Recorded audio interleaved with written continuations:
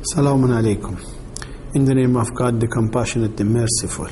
Dear friends, dear viewers, we talked with you in 3 parts before this about the great claim in the history of Islam about a massacre happened in Medina for the tribe of banighorayzah, Jews of banighorayzah, by the glorious Prophet of Islam, and told that the origins of this story first mentioned in book of Ibn Ishaq, and Ibn Ishaq has some problems in this regard, which makes his story and narration not reliable for us.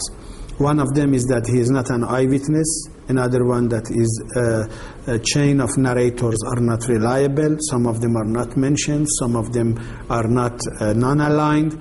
And sometimes they are not known as very good people in this regard. Some of them are descendants of Jews.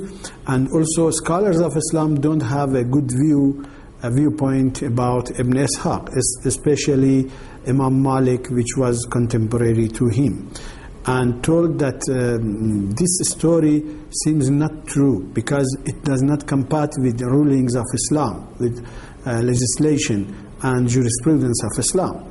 And now we are continuing our discussion about the story from another point of view, because it is mentioned that those people who are killed and massacred, they are thrown in one dig, in one hole in Medina. And it is not possible, because after the so-called incident, nobody mentions this hole in Medina. For centuries, up to this time, nobody mentioned this hole and where it is located.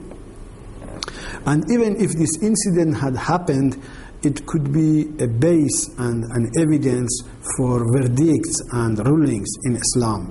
And jurists of Islam used it as a resource of jurisdiction and lawmaking. But this did not happen. Another reason for that is that it is against the general principles of Islam, like La taziru waziratun wizra ukhra. If some of the leaders were engaged in such as this crime against the glorious Prophet and Muslims, so what was the sin of all of the warriors, all of the men and males of this tribe? So this makes it very far from the reality and belief of the rational people. Also, in some of the books, there are some incidents mentioned in 1st and 2nd centuries of Islam, which the judgment of jurists was against a so-called judgment of the Prophet. Like when it happens in Sham, in Syria, Abdullah bin Ali, the governor of Sham, wanted to eradicate people of the book from one place and make them to be evacuated from that place. One of the jurists of the time, which is a famous jurist, he is called Al-Awza'i, he rejected it and protested to the governor and said, if some of them had made some crimes, why you punish all of them? And this riot was not made by all of the Jews, why you punish all of them? And Allah subhanahu wa ta'ala says that we cannot punish a great number of people because of sins and crimes of a small number of them. If Awza'i had accepted this incident and this narration, he never judged like this and never protested to the governor. Also, the narration is from some people which they are killed. So they were not existing in that time to narrate it to other people. And also, it is not reasonable to punish all people, all of Jews there, because of a sin of some of them. If we look at the details of the story which is narrated in the books of history, we find that the story should be made by Jews themselves, because they want to make the Prophet a kind of aggressor person. And they praise themselves. the treatment and behavior of Jews in this fabricated story is so reasonable, is so just and moderate, and decisions made by the glorious Prophet are so extremist and so far from the justice and equality. Like, for example, suggestion of killing of all of women and children because they have fought against Muslims. And it seems that this story is made by some of the descendants of Bani-Qurayzah to make a good face of their ancestors and grandfathers. Also, when Sa'd ibn Mu'az judges about them in this story, the glorious Prophet says that this is verdict of Allah, this is commandment of Allah, you expressed it. And this is also mentioned by descendants of Sa'd ibn Mu'az to make a good face of their ancestor. And there are also other problems which make believing in this story very difficult. For example, like what is mentioned in this story, that hundreds of men were jailed in a house of one woman, one Jewish woman. So how can one house contain all of this number of men? And also, when they say that all of them were evacuated, also there is a question mark there and doubt about it, because later some of them existed in Medina, lived in Medina. We find the history books talking about them after this incident. The Jews were living in Medina, like the famous book Jamharatu Ansab al-Arab by Ibn Hazm mentions that some of Jews were living there after the incident.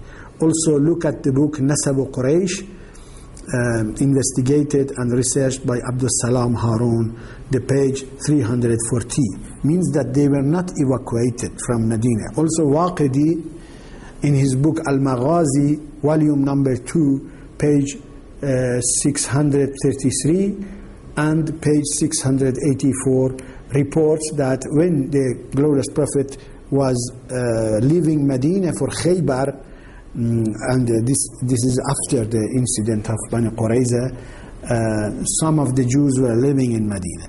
And he talks about 10 Jews who from Medina who joined the glorious Prophet in the way. Another report says that some of the Jewish people of Medina had contracts and treaties with the glorious Prophet, and when they hear that Muslims are making a kind of mobilization of forces for Khaybar, they were so much terrified.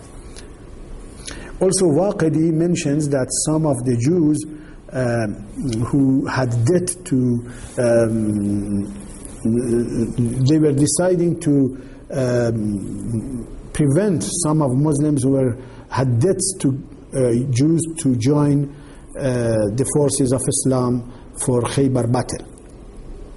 Ibn Kathir also talks about Umar and his decision to expel Jews from Khaybar, and says that in the year 300 after Hijrah, some of the Jews in Khaybar claim that they have a document from the glorious Prophet of Islam which